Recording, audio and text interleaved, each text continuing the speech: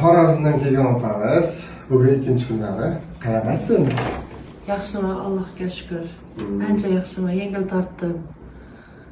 Bir opam sababchi bo'ldi bu yerga kelishimga. Barno opa. Barno opam.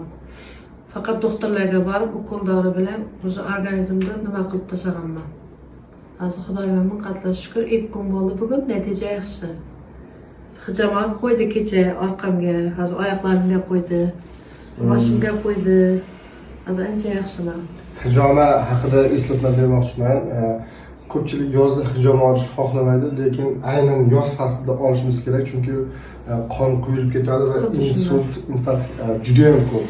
Kunga kecha ham ikkita yaqinimizni o'sha tanishlarim, oila a'zolari insultdan ketdi.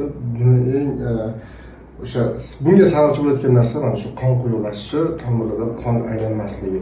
Hijoma qonni suyultirib beradi, foydasi juda ham ko'p. Ayollarimiz uchun mana hozir kamera bo'layotgan shogird 4-5 yillik mutaxassis hijomachi usta. Meni aytyapti. Bemalol murojaat qilib kelishingiz mumkin. Xursand bo'ldim. Opamga salom aytasiz. Sizlarga rahmat, kattakon rahmat. Salom. Hammaning duosini olib shunday martabalarga erishib yuringlar. Rahmat.